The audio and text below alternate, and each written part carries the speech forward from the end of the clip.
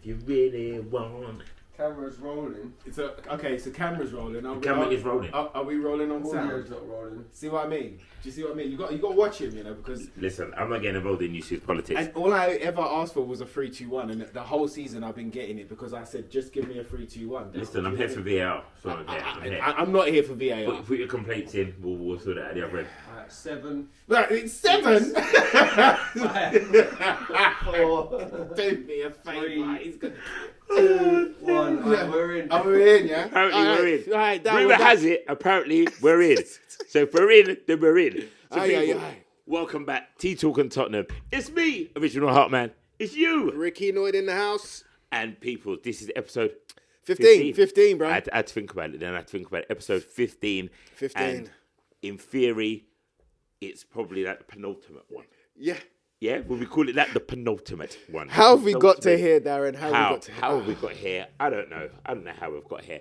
But we are here. And I don't know how we're still alive. I'm honest with you, bro. I don't know. But again, we're holding on. But again, we haven't clinked, Dal. We haven't clinked either. So we haven't started officially. So welcome, Talk and Tottenham. My goodness. I love that words just left you there. Yeah, because we both want to jump in, but at the same time, I want to thank all the new subscribers. We've got even more subscribers. We are just nearly. I think we might even be 700 today, yes. bro. Yeah, we're either hit it now while you're watching, or we're not far off. Yeah. So thank you, guys. Thank you. Welcome if you haven't been here before, and thank you for all the new views as well. Yeah, we did make episode 14 our most viewed. Yep, it's going up. It's growing. So we asked for it. We got it again. Bless you. Thank you for joining the journey. Now, before we get into the football, I'm just going to do a disclaimer. I'm going to do this a lot in this episode. I'm fine. It's not COVID. Anything like that. It better not be. I just got this random tickly cough that decided it's going to come and mash up my pod. So that's what it's going to do. So, and I left the hand sanitizer. I left the hand sanitizer. See, yeah, he's trying to do it. He's going to put a mask on any second now. Yeah, I know him already. I know. See? It's cool. Bad breed. Bad breed. Listen, we've got to laugh about something. Listen, we have to laugh about something. And right now, the thing we're not laughing about is our beloved Tottenham. That is not bringing any joy right now. Or is it? I don't know. And that's where I am. I don't know. I don't know how I should feel right now. I don't know where the right place is to place my emotions right now. At the point of recording, we have just lost to Chelsea at the Bridge, which was a surprise to many of us. And before that, we Leeds. It was Leeds 1-1. We drew with Leeds, which felt like a loss. I nearly said we lost to Leeds, but it felt like one. And at this point, we are going into the final game of the season, and our fate is not secure. Well, all right, okay. Well. Serious. No. All right, but I love it. I said, well, no. Go on, hit me with all of them. Yeah, there's so many, bro. There's so many, and you guys know, and I could do this, bro. I could do like 14 monologues right now on it, but no. Let's keep it interactive. No. Look, I think Leeds was one of those opportunities missed. Yeah. I think in that game, I was super happy for Tell because I called it on the last episode. When he was asking, did. I said, I think Tell was scoring this one, and then I was hoping that Connor would score against Chelsea, having that reverse thing happen for us for once. So it was a crazy game, that Leeds game, because I feel that was a big, massive opportunity. They were in form, yes, Leeds. They'd been picking up good results, but their team they had about 3 starters out, and again it was missed opportunities. I think we had we had chances to score, we created, we still had that grit and that effort and that fight, and it was a beautiful goal by Tell, but then he became Mr. Hyde, didn't he? Young Jekyll and Hyde in that same game. Hero and villain story. And do you know what? It also. So for as much as we've spoken about Tell the whole way through this season, haven't we? Whether he's been playing, whether he's not, what his rating is, whatever the case may be. But it was massive, I think, in pretty much both games, Leeds and Chelsea. That Tell, I think, is almost like one of the epitomes of a fan's frustration with a player. Yeah. So Yeah, I yeah. saw all of your frustrations in in Leeds, Yeah. and then at Chelsea as well. Mm-hmm. You know, but at the same time, he was the only one doing anything Yeah. and trying to create anything. Mm-hmm. And then in a front line of which we have right now, which is, you know, where it's at, where he's the brightest spark, you've almost got to go, all right, and cool. You know, He's the best of a bad bunch. best of a bad bunch. But that Leeds game, he had a Jekyll and Hyde game, and I mean, what was he thinking about that penalty? I mean, The overhead kick was made no sense. It made no sense. You can see he looks as well. That's what makes it more. how did you feel? Because I know we've been speaking about Tell the whole time. So let's just look. I mean, from your perspective, over these last two games, Leeds and Chelsea, because you know he has had a run in the side. He knows he's starting. We've spoken about De Zerbi backing him and wanting him at Marseille. So these two games are big, massive games. How did you feel about just about Tell? I feel my thing with Tell is he just tries too hard. I just feel that he's like that kid who just wants to impress, and rather than just do the simple things and look to the coach and go like, "I did it," he tries to be too elaborate. He takes too many touches. He doesn't look like he knows what he wants to do. But what I love about him to kind of counteract all of that and to go against it is I love that he's willing to try. He always wants to have a go. And again, going back on myself, sometimes he doesn't choose the right moment to have a go. And it's just, he's a player that you look at and you go, you're not the player that I need right now. You're a player that should be developed and given time to come into this team. But unfortunately, we don't have that luxury. Yeah. There is no one ahead of him. We bought 7 million left-sided players and none of them can play. And he now is the front runner. He now has the shirt. He has the spot. And he's got a front line with him of Kolo Muani and Richarlison, who between them, it's you don't know what you're going to get on any given Sunday. It's crazy. And he's trying. And like you say, sometimes he puts in a great ball, sometimes he doesn't, and they probably find him hard to read as well because you never know what he's going to do. And it, as you said, Tell exactly sums up the feeling that you get in the stand when you've got a player that splits you. You don't know whether he's brilliant or if he's absolutely rubbish. You don't know whether there's potential or if it's just misguidedness, and you just don't know which way to go with him. And I'm at that point now where I said, if I go back to what I originally always said about Tell, is I don't know why he's at Tottenham. I don't think he was ever a first choice, ever the target we was going for. And he's ended up here with also the players that we were going for ahead of him also being at Tottenham, which never ever made sense to me either. And you kind of go, what kind of message did that send to the player himself? And I feel that all of that is culminating in Tell being the misfiring Tell that he is right now. And I do believe when he leaves Tottenham, he probably will explode somewhere. Yeah, I do feel it's going to be one of those stories that you go, oh my gosh, now he's turned it on, because now he's away from all the stuff he's got in his head and he just plays freely and away he goes. Well, the thing is that he's had the opportunities right now. Yeah, you know what I mean? for sure.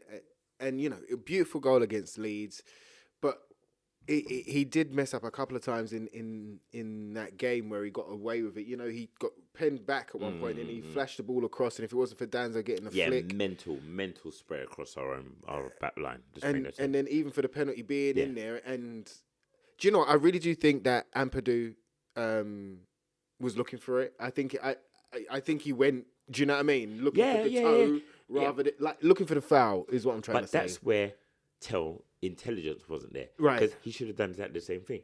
All Tell had to do was go for that ball with his head, and we get the foul. Right. Because he was going to get clattered, and it was the wrong position to try overhead kick. Yeah. As a defensive action, just let the man clatter you. Let him absolutely clatter you, and away. And I think your point to start that section of Leeds was it was another missed opportunity. I think that was the game there where, you know, the 3 points really and truly, like again, it's another game where we should have come away with the 3 points. But it's that thing where we can't do much at home. But we can pick up a point. We haven't been able to win at home in 2026. We can pick up a point. And you know what? Going into Chelsea, bro,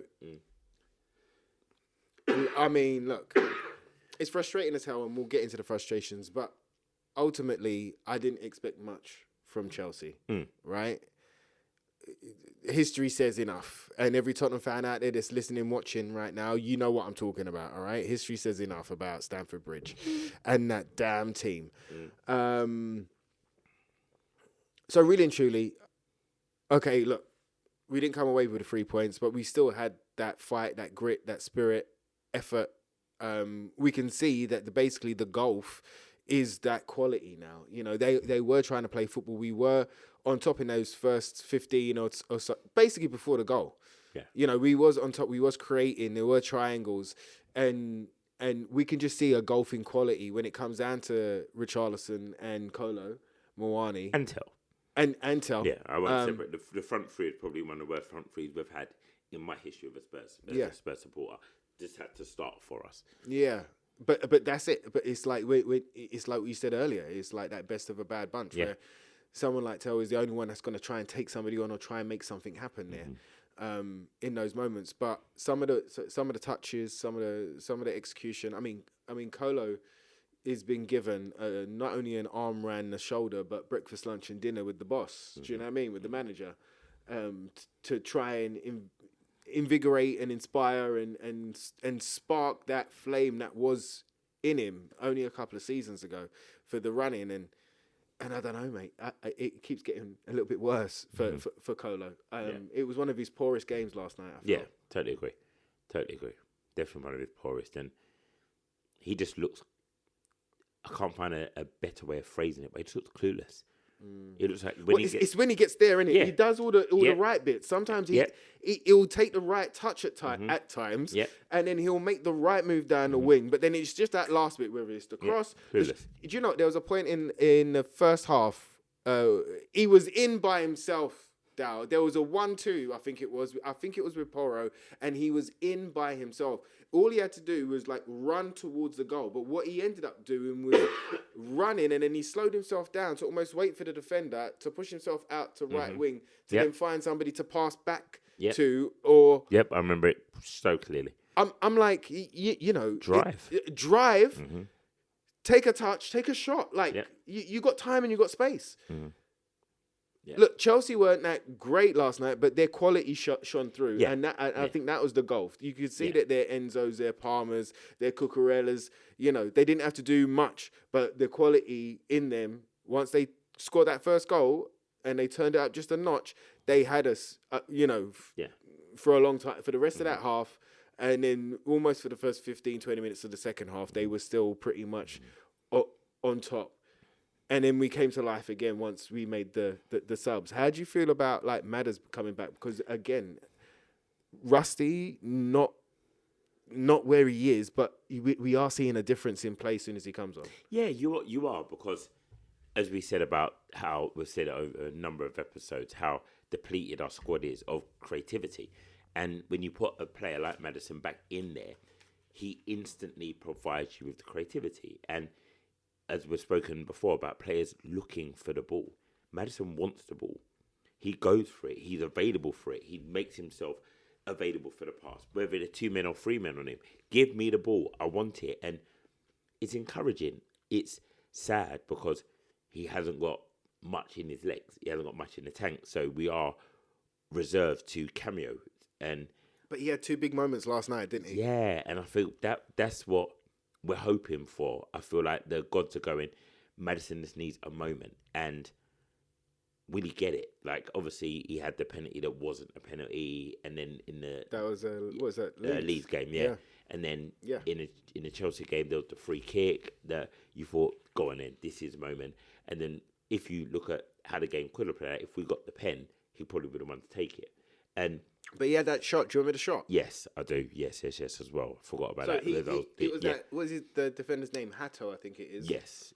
Just slid in last minute, but he took that little extra touch, and I think where he's come back from that long. Yeah, he's got to find his rhythm. Got to find it, and that's football. It takes time. You can't just step back on and instantly hit the ground running. But he has impressed. He has shown the effort, the drive, the urgency that we've been lacking. He wants to make something happen, doesn't he? Absolutely. And if you've got a player on the pitch who wants to make something happen, more times out of 10, they're going to make something happen because they're going to try the passes. They're going to try and be creative. And that's what we're being screaming out for, is creativity. The only sad thing about it is you can't play him for 90. Yeah. He just doesn't have it. I know a lot of people are talking about starting him for like a season, which we'll venture into in a moment. And I just go, it doesn't make sense, because you're starting him, he's at 60% and they're at 100%. You want to balance it out. You want them to be tired, to go, they're struggling now, or they're at an even kilter to you, and then you bring him on. So there's no way I would start him. I don't think De Zerbi would. I don't think he's got 90 minutes in him. But I think the logical sense to use him is you use him when they're tiring, or we need a moment from him, and then we're going to try and get that moment. No point starting him. I don't agree anyway. Tell me if you disagree. But yeah, that's how I feel. What about Bentancur last night as well? Not his best game. Not his best game, But, and I feel that there was many a times that he was keeping control and doing what Bentancur does. because Bentancur had to work. I think also because Bentancur had to work harder. 'Cause I don't think Paulinho had one of his better games. That's as well. true, yeah. And I feel that when they're on song together, they're great. And I think with Caicedo, Enzo Fernandez, Cole Palmer, they had a lot of work on. Those guys made them work yesterday. And again, that golfing quality. These are literally, if you do the maths on it, are probably like nearly 400 million in 3 players. Yeah. And that's what they were up against. That's the level of movement. That's the level of quality. Cole Palmer was picking up gaps that didn't look like they even existed, and he was in the pocket all the time. We did typical Tottenham, giving Enzo that space for a shot. How many times has teams shot at us from outside the box because we don't press the ball? And those two individuals, your Paulinho and your Bentancur, would have been the players you expect to be making those presses on the edge of our box. So they didn't have their best games. And Bentancur, you're absolutely right. He tried. He tried to get a grip on the game and try and dictate play. But it's hard when you're playing against players of that quality that don't give you as much time. But also, if you make a mistake, they're going to punish you. Yeah. And that's what Chelsea did. You saw with that second goal. It was a mistake. It was our mistake, and it's punished. And it's punished really well. I mean, it was good football. I mean, look, I know they broken us, but for me, that was Kolo. Yeah. That was down to Kolo. Kolo had it there, and he passed it straight to them, basically to nobody. And then they broken us. Yeah. And look, yes, they had to pass our other players. Yeah, there were 3 passes beyond that point. But yeah, absolutely I was just like, we were all wrong-footed at that point. And yeah. But you know what, Dal? One running theme that has happened, good game or bad game, is every single decision that has gone against us, bro. Every single decision. And the thing is that we're Tottenham, we don't expect it. We know we're not going to get nothing from refs majority of the time anyway. But it's got to the point where it's like, come on, bro. Like, come on. All right, people can argue about the Maddison penalty last week against Leeds, but now they're making up rules, bro. Like, Van der Ven... They're making up rules. All right, I'll test you, right? No, but Van der Ven gets pulled down, yeah? Okay, and then... So Cucurella gets booked, yeah? But it's no penalty. Okay. Because they tried to say the ball wasn't in play, yes? Okay. Name me another time in football where a player that has committed a foul in the box has got the yellow, but yet the foul has not been given, bruv. Why always us, bruv? I know. What it is, and this is where I have my annoyance with the rules and the way in which the PGMOL or whatever it is, how they operate. I knew the chances of getting a penalty for a foul in the box is now going to be so difficult for any team now because of the Arsenal-West Ham game. Okay. So now what they're doing is the referees have clearly been told, you can see the hugging, the fighting's going on, you call it at the beginning. So the referee watched Cucurella grabbing Van der Ven. He watched the wrestle. If he let the cross come into the box, he has to give a penalty. So once the tussling started, in theory, I know we're all going to have our different opinions of when it was blown. I'm just going on what they're saying happened. In theory, before the ball was played, the referee had decided that was the foul, and he had called that foul. Now, that's a new thing. And you're absolutely right, Rick, and I don't disagree with you. It's ridiculous. I'm going to swear then. It's ridiculous. I would have loved that. Yeah, it's ridiculous. To get it on film as well. Yeah. It's Anyway. ridiculous because it's how the system has been run from the start of the season. They shift the goalposts. And I feel that there has to be some kind of understanding. I know a lot of the sports pundits and the ex-pros, well, that's what happens in football. And I'm like, no. It's got to be, and I feel that in order for fairness, if a rule is set at the start of the season, that rule cannot be changed until the end of the season. Because if it benefits sides at the start of the season and then suddenly it doesn't benefit toward the end, it's an unfair balance. And that's what it's created. There's so many games, because we're not alone. And loads of other fans will highlight in games where they've not got the same treatment as a game before. Yeah. And that's the inconsistency.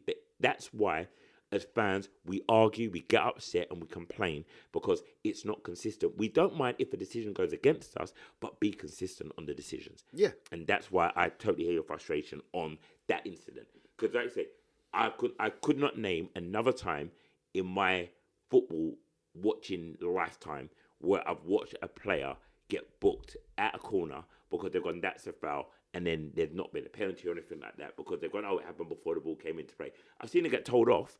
I've seen the ball fly and the whistle blown and gone, stop, we're retaking it, stop that nonsense, we go again.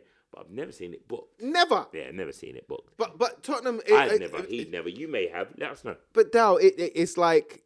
I mean, look, frustrating, yes, all right? If you want to call it whatever. But you look... So the stats alone this year are like astronomical. Not only have we not been awarded a penalty at all this season, yeah? At all. Mm-hmm. Yes?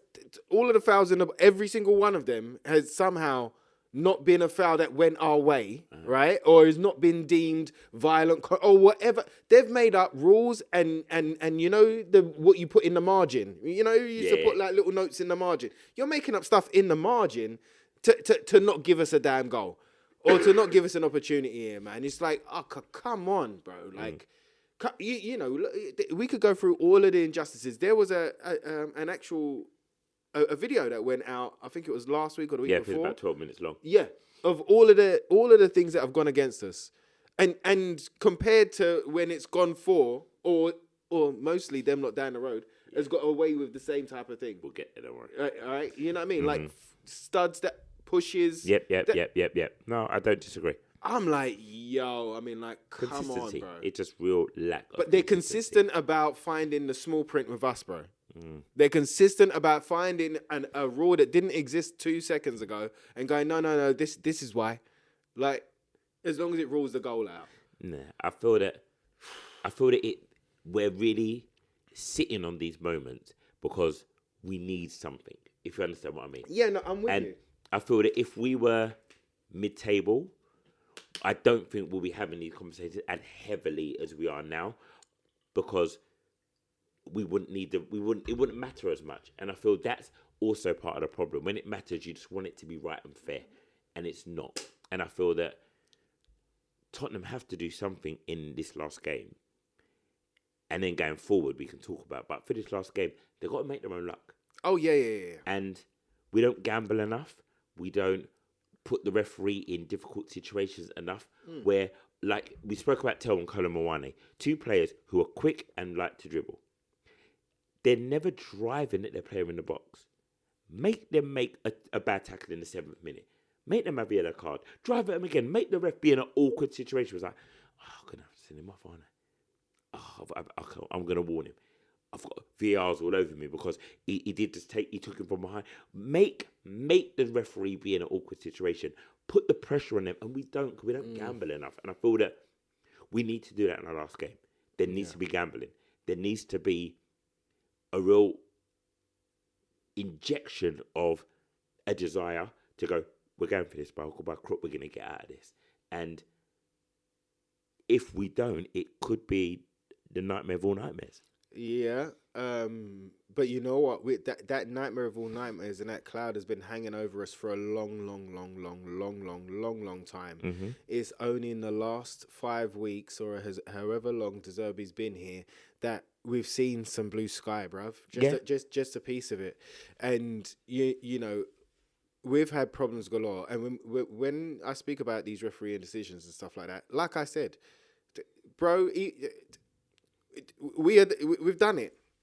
Well, we haven't even spoken about the referee. We've spoken about the performance, and we've spoken about, you know what, when the ball was at our feet, what did we do?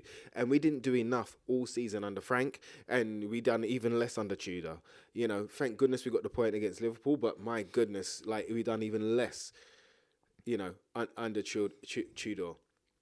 It is only since De Zerbi has turned up and woken these players up and inspired them and reminded them of who they are and how to play football and what they got into football for and what situation we're in and the effort and the desire and the fire inside to have pride in your shirt and pride in yourself as a player, not to let this happen, not to have that as a stain on you. He's not letting them get away with we've had 100 injuries all season or we've not had a decision all season. He's not letting the players that are available even go that way. He has dragged them from that. He has wiped their tears. He has got them stopping looking down and got them to lift their chin in these last couple of weeks.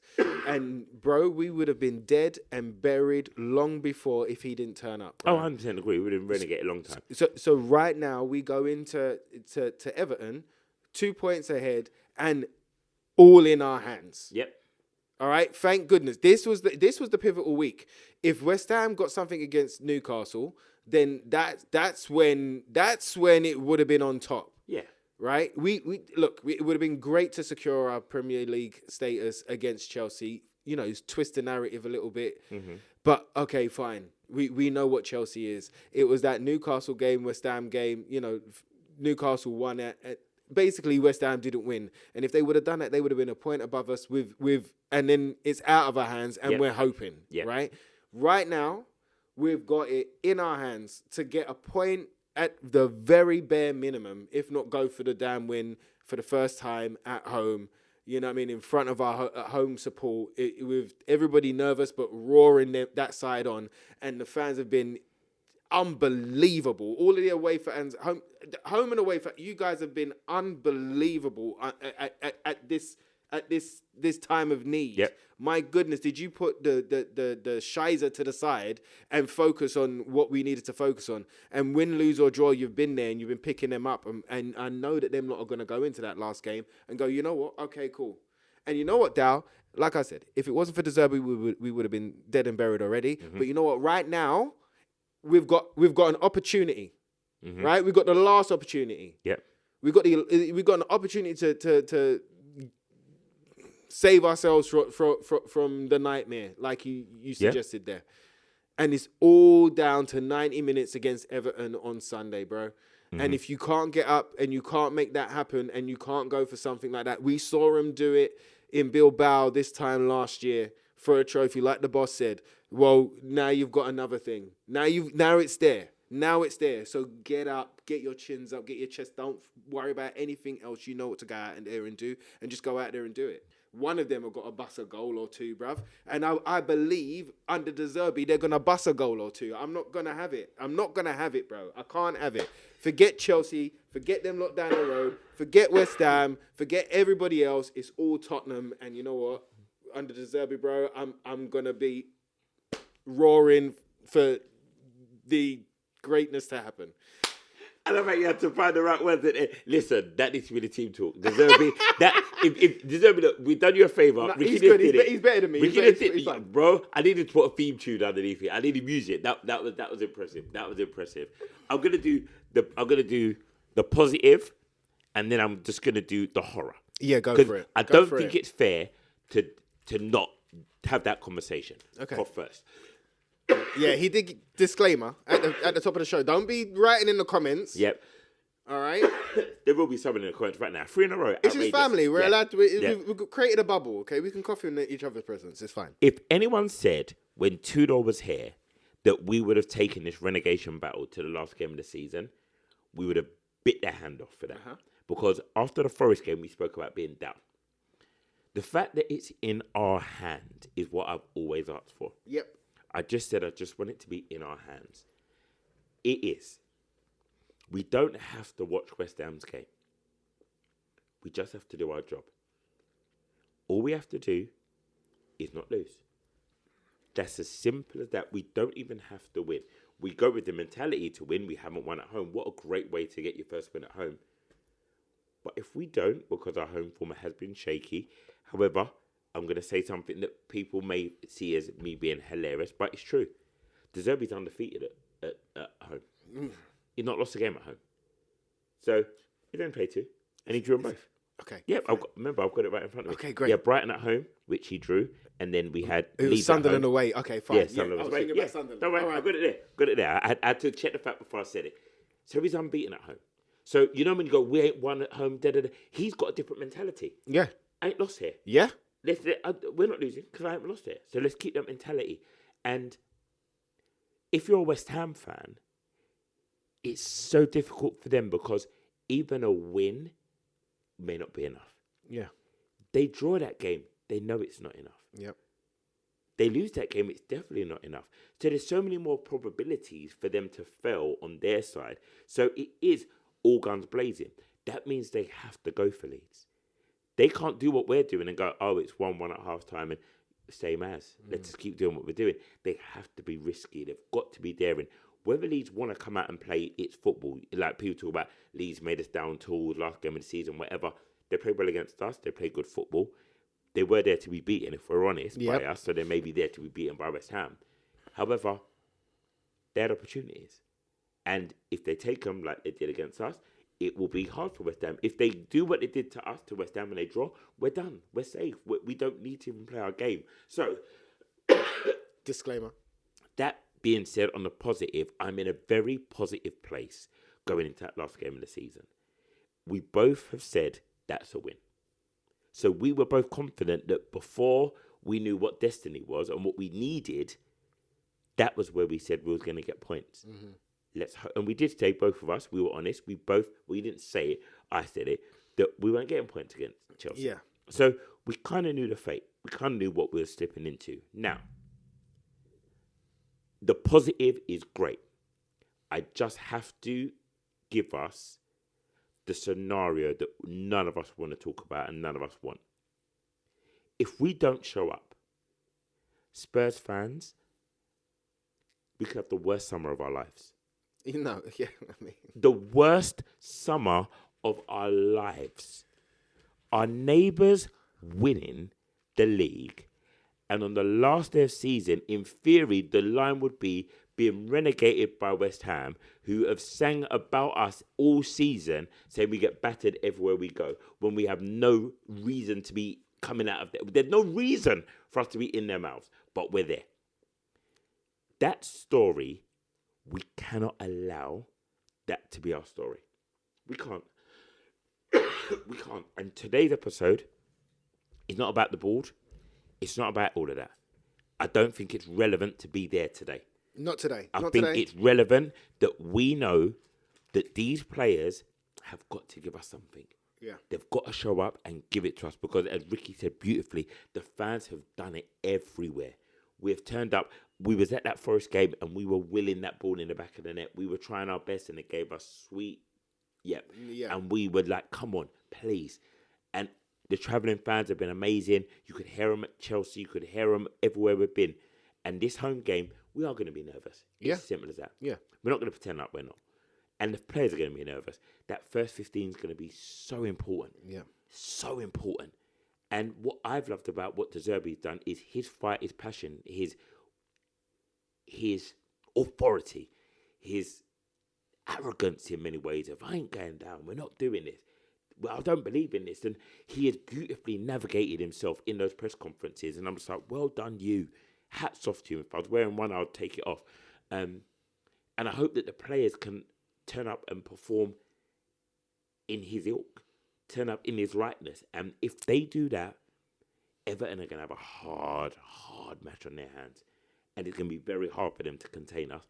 I don't see it being a one where Colomwani gets 2, Richarlison's on 4. I don't see it being stupid like that. I see that us being dogged, being resilient, and taking our opportunities when they arise. Because there's going to be, it's not like this is going to be a game where there's not going to be opportunities. There are, and we know that. Oh, yeah. As West Ham are going to have in their game.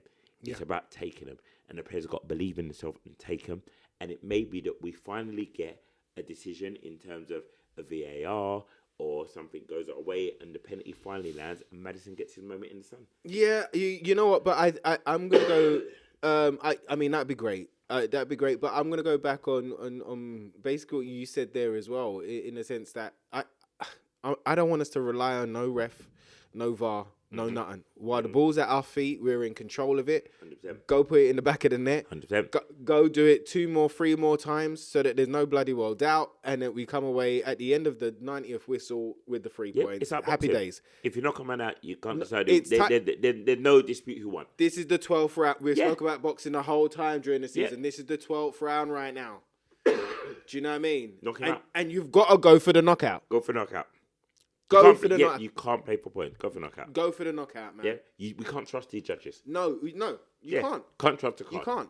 So we have to. So you got to take the you know what I mean, the bull Yeah. by the horns and do it yourself, bro. Yeah. And the boys, you know, it's all come down to this. And let me ask you a question for Everton. I'll ask you 2 questions actually for Everton. Colin Mawani on the right. Now, would you start him in that last game? Would you have maybe Bergvall play there? Would you have maybe a Spence up there? With Porro in behind, or would you start the same 11? No. What I would do. What you would do What in the I would last do- game after everything and where we're at? Would you start Colo at right wing? I wouldn't. I wouldn't start Colo right wing if I was in control, and I would start with a more of. I wouldn't say conservative, but I would start in a way that I'd want the right hand side to be secure, and I would play Spence and Porro. Mm-hmm. I would play Spence behind Pedro. You put Porro as the right winger. Yeah, And I've let only the said this defence. out loud first time. It's okay. Yeah, and the reason It's why family, it's yeah, family, it's yeah, fine. Don't judge me. Yeah, we listen. We We're don't good. judge. We're figuring it out together. Come on. The reason why I said, and I changed it in my head because I was going the other way around. The reason why I would play Porro ahead is because I feel that Porro's cross is superior to Spence's. Yeah. And Spence on the defensive yeah, side. he's more dogged. He doesn't hold his position well. That's not gonna lie. But I feel that he would do a defensive job there, and I feel that him and Pedro would link up nicely. And it's also having 2 right footers on the right side, natural going on the outside. I don't need either of them coming in. Pedro will come in for a shot, but I need them to make that wing solid for me, and I think it would do that. What would you do? On the right hand side, Yeah. I would. You know, I would. It's a hard question when you have to do it in a moment. No, yeah, you know, I've thought about it before, and I've mentioned putting Spence out on the right wing, right? Mm-hmm. Again, right foot, and you know, likes to dribble, yada yada yada. I don't see any problem with it going the other way around for Spence to concentrate more so on the defensive side and running up and down, and then Porro to concentrate in on crosses and through balls. I think that he's the more creative player that side, so I see that working. But the reason that the question that I have is whether I would chuck Bergvall out on there as an attacking option. Mm-hmm. You know, he has played on the left-hand side when he was at the club before. Mm-hmm. I can't remember the name of it right now, but I'll find it in a second. Jorgen Bors. Something. Wow, See, he went for it. I tried. He went Swedish. I tried, but you know, but they're gonna love me for trying. Do you know what I mean? Comment 5 doesn't. They're not gonna Comment love me 5. for I'm gonna say just go to comment 5. yeah. When we watch it back, comment 5. And when they put the right name of the team in, and Comment 5. it does something totally different. Yeah. I tried. Spoke Swedish. Tried to get away with it. Can't get away with it. Okay, but He's trying to speak Swedish. Then I'm gonna say to myself, wow, what did that come out was not Swedish. Wow. But yeah, he's played on the left-hand side. I think Bergie's got enough energy in industry to be able to play on the right-hand side and get a cross in or be dynamic over there. A bit like how Maddison plays on the left-hand side. You know, when you put him out to the left-hand wing, well, he can, you know, like mosey on into the middle and kind of play inside. That's inside Yeah, yeah. the wing I know rather what than you going mean. on the outside of the wing. Totally. Let Porro do that bit. Let Bergvall do that bit. So that's where I will kind of go like either or. But the one thing that I'm 100% agreed with is that I don't want Kolo starting whatsoever. I think it's been a terrible loan. I think I mean, it's been a terrible loan with not a lot of comeback. The manager has gone above and beyond to try and get something out of him. It's not. I mean, we've seen an increase in care. I've seen him care about playing. I've seen him care about what he's trying to do on the pitch, but I haven't seen any increase in quality or any impact on that pitch. So as a lone player and as somebody that has offered nothing, I don't want him in there in the starting 11. I'd have him on the bench, but I don't want him in the starting 11. I would go with another variation. But while we're on Kolo, because I did have a second question for you, but I'll give it to you for Everton in a second. But while we're on Kolo, who's better? And this is one for the comments. And we've done this earlier on in the season, right? But who is better? Timo Werner or Kolo Muani? Wow. I just want to know, Darren, where you going? Hold on, Don't worry, the dog's involved as well. They heard the dog; he was getting involved. He likes T-Talk on Tottenham, bro. I just want to know. I thought you was leaving. I just want to know. I just want to know from your point of view, who's better, Timo Werner or Kolo Muani, my friend? I mean, who's better or who's been better for Tottenham? Who's when they've won the cockle on their chest, bro? Who is better? When they played for Tottenham, Werner has been. Timo Werner has been, for sure. For me. Yeah. There was more moments where he did something. I just feel that Kolo Muani hasn't done anything at all. At all. But, bro, the fact that I'm bringing that as a comparison shows you where we're at. And the fact that I agree with you about Timo Werner shows you where the hell we're at right now. Do you agree with us? Yeah, let us know. However, you know what's going to make us both laugh? You know he is starting on Sunday. I mean, I really hope not. He is going to start. No. Because De Zerbi's got no option. No, I get it. Because like what we're suggesting is you're taking two right backs on that side or playing Bergvall, who is not a right winger, and playing him out there. And going back to that square pegs, round holes, and trying to make something fit. And I think he's going to go one last time. He's going to sit down, do breakfast, lunch, and dinner with Muani, hug him a lot, may even do his homework for him, go see his mum, go see his dad, take him training. Like he's gonna literally wrap this guy up in love and go, it's okay. We know Juventus want you. They are gonna give you the big money deal. Yeah. Just give us one game. Just give us one game. I mean, hopefully it happens. For me, I think for this last game, with the magnitude and what's on the line, I want somebody who's Tottenham inside out, and I think that thing is, I'm hoping that thing is the thing that it elevates that side. All right, it might be a square peg in a round hole, but if you're Tottenham, then I know that you're going to go above and beyond. Yeah. The one thing that you can't question Porro on is his love for the shirt and his passion for the shirt, and the fact that he has. Look, you can talk about his form, up, down, left, right, whatever, but he loves it and he wants to win. So I would prefer him as we were talking about, like you say, two right backs. Well, I'd prefer somebody who's going to bleed for the shirt rather than somebody who's looking to get back to Juventus come the summer after this game. Like it doesn't matter to Kolo. Kolo's going to go where Kolo's going to go. It doesn't matter to him. He's back on the market. He goes back to PSG, but he's back on the market, bro. Yeah. He's going to go to another European side. Tottenham will be a footnote in the biography of Kolo Muani. It's not going to be anything else, bro. Yeah, no, I agree. He will speak about the time that De Zerbi was with him, and that might be it in his book. So one game with PSG. Yeah. So I just want Tottenham in there, and that's why I'm at for that right wing. Last one, because I think that the majority of the side will stay the same.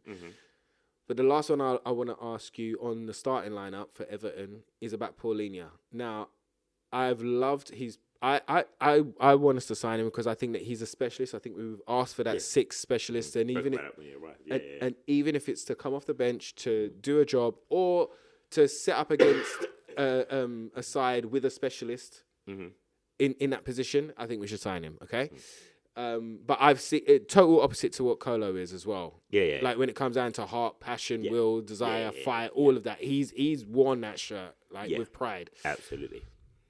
So, but he didn't have the greatest of games alongside Bentancur last night. Mm-hmm. Yes, they were up against different quality. Didn't have the greatest game, but almost exposed the things that he gets criticised for, which is trying to get that ball forward and trying to kind of I say on the attacking front, he's scored so many goals already as well. But you know that click in midfield. So would you start him or would you try a different variation in that midfield to start the game against Everton?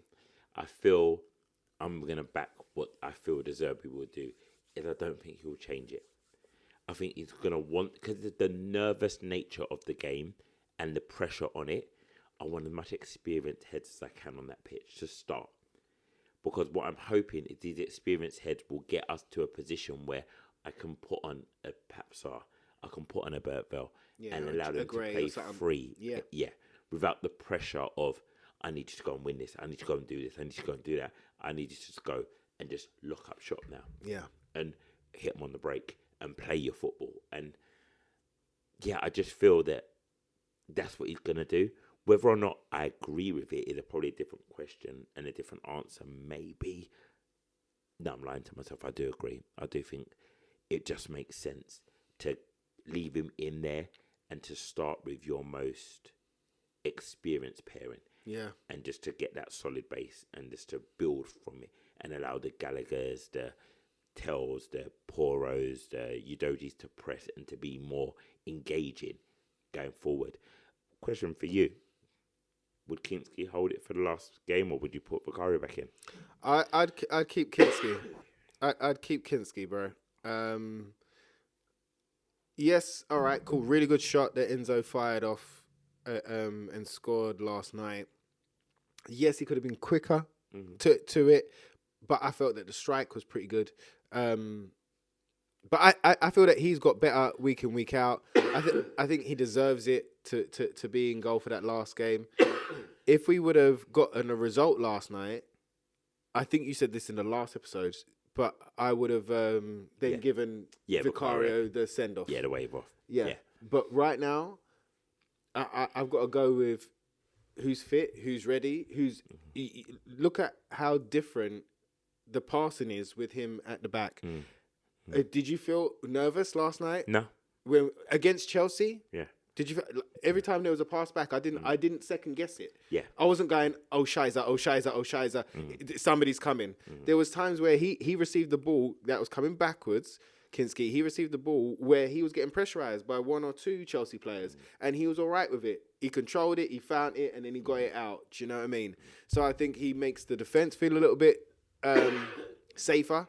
I think that they trust in passing him the ball backwards and then receiving it in a position where they can make something happen rather than a kick out and it goes out for a throw in for the opposition. Yeah, do you know what I mean?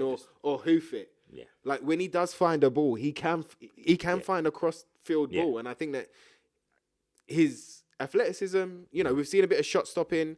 All right, the long shot last night, but again, young keeper. But I think that he could get better at all of those things. But right now, I think that he's deserved it. He's earned it. I've seen a redemption arc from him.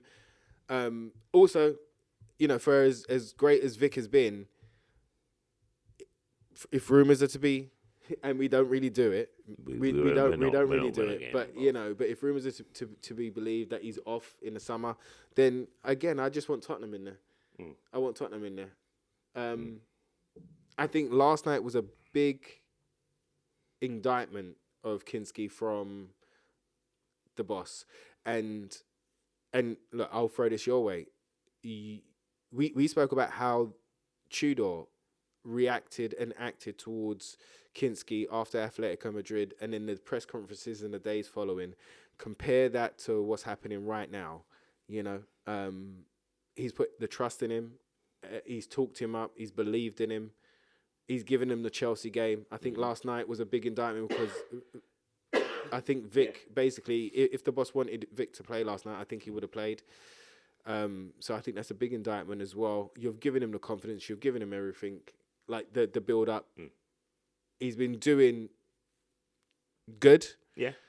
I would put him in. Yeah. I would put him in. I wouldn't like to kill him. You know. Yeah, and I think also credit to De Zerbi is he's handled Bukayo well as well. Yeah. He's spoken very highly about him. Yes, He referred true. to him as always being the number one, and him not being 100%. And once he is 100%, it makes it a difficult decision to be made. So I think that he's shown his class, De Zerbi. He really has. He's shown that he is well versed. He's intelligent. He knows how to play the media game, and he's passionate. Which, depending on how life goes forward for Spurs, we will see where that volcano explodes and how we deal with that. I feel that Sunday is going to be a hell of a day. It's going to be a hell of a day. One hell of a day. Anyone going to the ground, God bless you. Sing up. Believe, man. I was contemplating it. I know you were contemplating it. I don't know if I can do it. I'm saying now I'm not going to be there, but if you see me walking around, just say nothing. I'm just there because I couldn't help myself. It's going to be a moment in history. It's going to be a real moment in history for us. And I pray that this line is never having to be spoken by me in my time again as a Spurs fan, is that I hope we are celebrating us surviving relegation. Dow, I'm not even going to put it like that. The way that I look at it is, it's like we need the win. So I just want us to win. I'm not even mentioning that R word, bro. Yep. I'm just keeping focused on Tottenham. 3 points and a couple of goals, man. 3 points and a couple of goals, boys. Yeah. Again, it is in your hands. This is your final. If you're going in against in a final right now, I feel like there's a team talk coming on. I know, no. But you're gonna throw it. If you was going into a cup final on Sunday and it was against Everton, would you not be all right with that? Oh, I'll be happy with that. So let's go. And that's no disrespect to Everton. Yeah, You've been no playing disrespect at well. all. Moisey, No I thought disrespect at you've all, done well too. It's no disrespect to anybody. I just think that, you know, if that was the cup final for the crown jewels and all of the millions of pounds in the world, and it was up against Everton, then I'd go all right and cool, even if we've got 32 injuries. Let's go. Let's absolutely go. It screams Richarlison, doesn't it? Well, I mean, it's his moment, isn't it? It screams Richarlison. It's the Richie derby. Yeah, it screams a header. Just screams of one. And not a pretty one, just a back post, just a little gentle nod. Pickford makes a mess of it, and then we go. It feels like it's got Richie. For me, I've got a feeling that the hero is going to be like Madders. I do feel Madders has got a moment. I don't know why. Maybe it's because we've seen his journey on YouTube and we've been waiting for so long for him to And come you know back. what? We're fairy tale fans. Yeah. Yes. We like a fairy tale. Yes. Let's so be true. real. We like a fairy tale. So true. I've so said true. about I want Danzo to have his moment in the sun. Like, Yep. we like the fairy tale. We like the big finish. We like that the sparkle, the fireworks ending. Agreed. And of course, we want Maddison to whip a free kick in or a penalty or have a moment, and Danzo over a header, Richarlison scoring and get to. That's what makes football so much fun. Yeah. And that's why, as Patrice Evra would say, I love this game. That's Right? why we love it. That's why we put about it. That's why we're here, and that's why we're passionate, because it's a roller coaster of emotions. And just to go back on, like, talking about VAR and stuff, that's why it really burns me when you watch professionals not being able to celebrate a goal and to let the fans celebrate it the way, that instinctual reaction, because you watch and go, oh, I'm not sure. Like, there was a prime example of Cunha when he scored for United, which one that really stuck in my head, where he's got his celebration, he wants to do it, and he stopped. He's like, I'm not sure if I can. Let me wait. Checks. Good. Now I do it. That's not football. That's not the football I love, because it is now part of football. It's not the football I love. And as we're both saying, I hope that Sunday is just good old-fashioned football. Yeah. It decided with good old-fashioned football, not a VR decision, not something beyond our control that isn't just in the game. And I hope there's no dodgy calls that you just go, what was that about? I hope it's just good old-fashioned, let's play football. Yeah. Let's win it in normal time. Let's win it in the way that we're supposed to. And let's just do it. Let's just do it. And It's been a journey this season. This season has been Oh crazy. my God, it's been a journey. We chose this season to launch This the pod. season to launch, and like it's even that. It's like we really don't know what that last show is going to be, Dow. Like No we idea. have no idea. We don't even know how we're doing it yet. We had all these ideas of, oh yeah, we could do this, we could do that, and I was like, we don't even know how it's even going to play out. And you know, don't know. the next show is going to be something else. Yeah. Because it's got to this point, bruv. Tottenham have taken us to the brink. You know, they threw us off the damn cliff. Mm-hmm. You know, everybody thought we was dead. We looked at the heart monitor. There was no beeps. It was just like, you know, nothing was happening. And then suddenly somebody stamped the floor, and and then we was halfway up the mountain suddenly. Yeah. We had a chest above, about to get up, and then we're a bit hanging on. And now again, look, it's up to us. And they've pulled us. They've beaten us. They've emotionally damaged us. Tottenham is an abusive relationship, bruv. It's an abusive relationship, bro. You know, I would phone the Samaritans, but I only know the number to Childline. Do you know what I mean? Like, so. How he knows it, I don't know. I don't know why he knows it. That's crazy. Don't lie, man. What was it? 0800 1111. Don't you remember that? Listen. It was something like that. All I had was a number that ended with 50, 50, 50. And Oh, I'm that not even one. getting there. Oh, it was 0800. Oh, I can't remember now. Shared age. But the thing is that those things were like drummed in. You know what I mean? It's one of those, like 50, 50. Yeah. It's one of those. Anyway, I don't know no number. The only number that I want to know about is 3 points at the end of 90 minutes. It's the only numbers that I care about, bro. That's it. Do that and we're up. Do that and we're up. And then we can have them in that last show. I don't know which way we'll go, but we will be looking forward to whatever the destiny of Tottenham is. Yeah. And which way it goes, win, lose or draw, we're not fans, we're supporters. That's right. That love this club. That's and regardless of what right. league they're in, regardless of what management, and regardless of how, you know, horrendously horrendous the board is, the one thing that will never change is that we'll be Tottenham. Yep. Do or die. We'll be blue and white, Yep. lily white forever, and Yep. and we will keep moving forward. But my goodness, what a season, Darren! How have they done it to us, man? How have they got us to episode 15? Episode 15 plus the pilot. A 16 episodes this year, and it's got to this. You know, the last game of the season. Only Tottenham, you know, Dal. Only Tottenham could do this to us. Only Tottenham. Only Tottenham. To think that last year we were celebrating being champions of Europe. This time last year? Yeah. We just won the Europa League. We were there at the stadium living our best life. Oh, my goodness. It's bonkers when you really look at stuff like that. And I feel that... And then we ran on the... Then those fans People ran on... The fans Those ran... outrageous Those people. really outrageous people that didn't stay in their seats and clap and ran on the pitch. Yeah, shocking behaviour. Shocking. Yeah, outrageous. Oh, And Dal. now we're here. Oh, and now Dal. we're here. It's mental.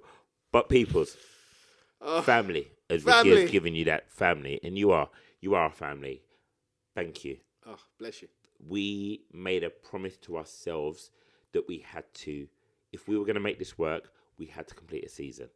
And we're very close to doing that. Yeah, we're are. so close. And what a season it has been. If you are watching this, if you are involved and invested in this, please do us a massive favour. Please like the video. Please share the video. And let us know if you've enjoyed it. We love hearing from you. As I said, we read every comment.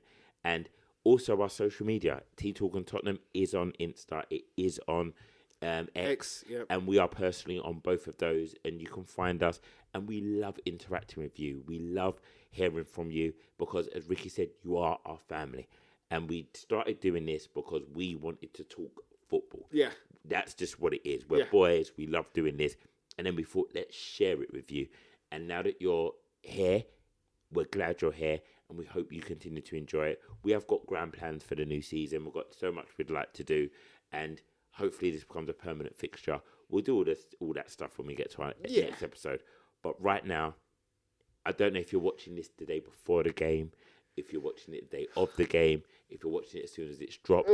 But let's stay positive. Believe. Believe. Believe, man. I've been saying it's the hope that's going to kill me. But you know what? This hope has kept me going. Yes, that's right. It has kept me going. And I will do my normal post. I'm not trying anything new. I'll be working out what top I'm going to wear for that last day. I'm going to pop that one on. I don't know what energy is calling me yet, what shirt is going to get the win. I already, as you said it, I already know what's coming to my head. But all right, we'll wait. Go for that moment. Post a picture. Post it to us. Send it in. Let's all put our energy towards willing this team, our beautiful, beloved Tottenham Hotspur, to get what they need. Just get the result we need.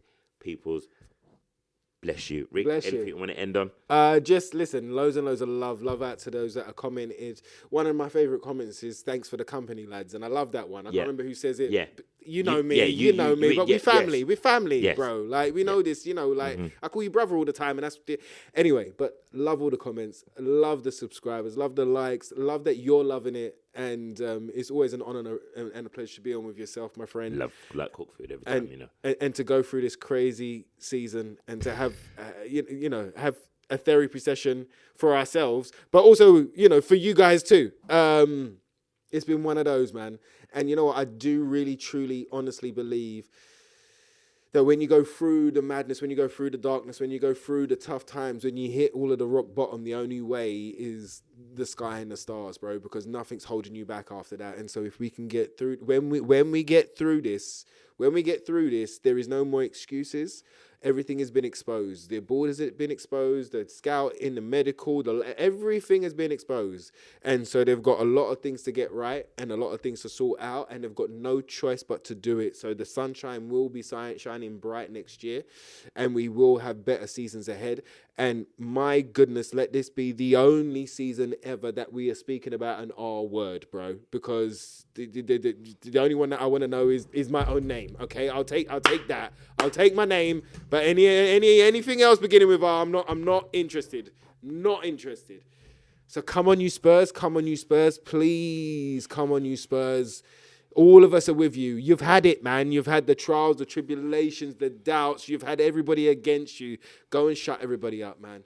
Let's end this season. Let's put it to down bed, and let's work out how we're going to go and destroy this league next year. Let's go, man. There's no more Pep Guardiola, man. Let's go and destroy the league next year, man. Let's go. Let's go. I'm not saying that we're going for the league. I'm just saying let's go, because it'll be We'll just put the music underneath it. Let's go. Team talk number 2. We're out of it. All right, we're going. All right, love. I don't know where he's going to... He loves to do a Zoom, innit? I just, got to get out of it. And I'll give you that one. And then I'm going to press the button.